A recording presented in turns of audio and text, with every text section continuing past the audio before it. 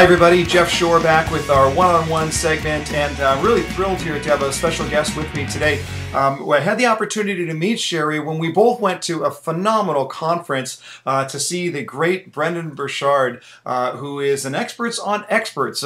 He's really strong in helping you to really not just craft your message, but how to get it out to as many people as possible. And Cheri and I met in a side conversation, and I was instantly intrigued by a topic that I know you definitely want to hear something about. And this is specifically targeted towards the leaders, to company owners, division presidents, to senior executives who are looking at it from the perspective of how they manage their lives, how they manage their jobs, and how they find some balance in all of those things, especially in times of chaos. And so to do that, we bring in an absolute expert on that subject. Say hello to Cheri Corrado from Corrado Solutions. How you doing, Cheri?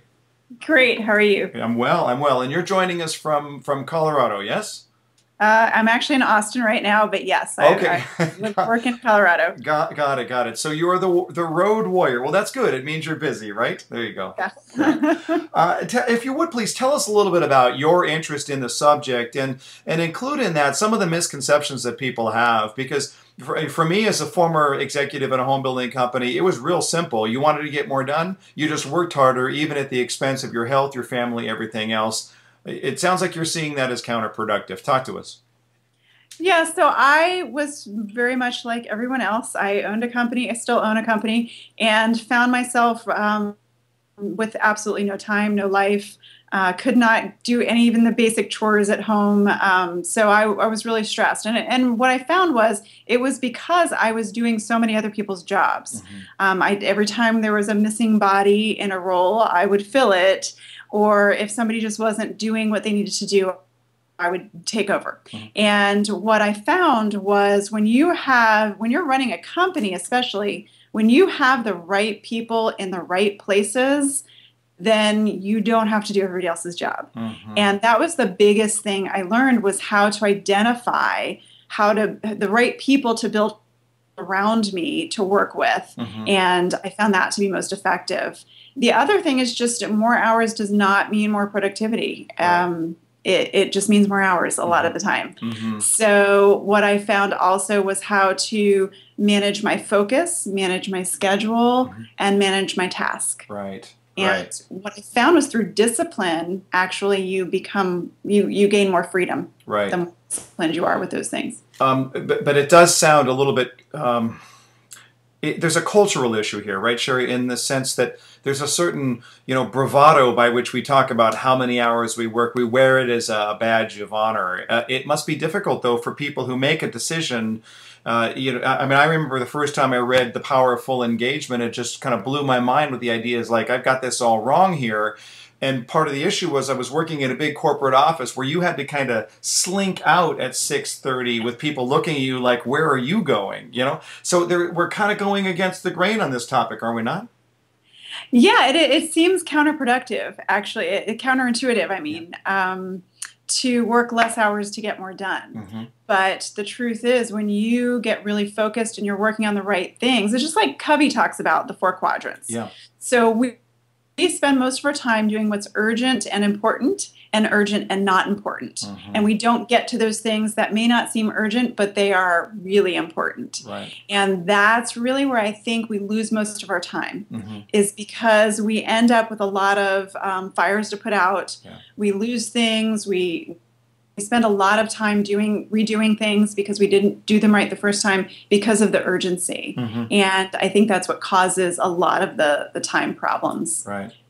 I think we also don't use our tools properly. I think the phone mm-hmm. is used as not a tool for me to go out and control my time. It's often everybody else's tool to control your time. Right, right. Like everybody else has it through email, and Brendon talked about that too. Yeah, right. Yeah, you end up being a little bit victimized along those lines.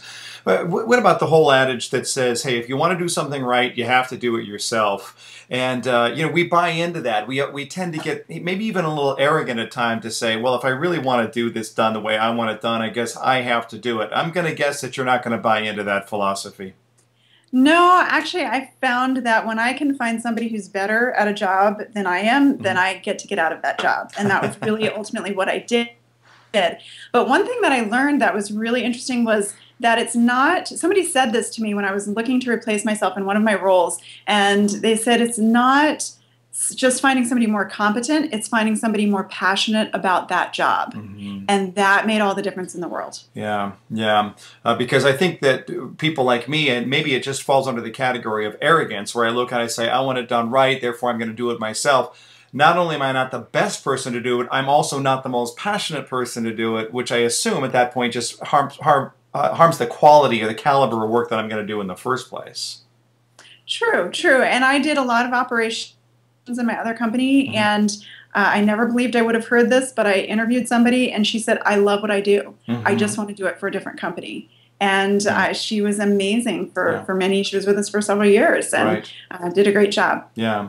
Any couple of quick tips here, a couple of things that you look at it and say, boy, a lot of executives get this wrong. If they just did this right, is there any kind of quick strike things that come to the top of your head?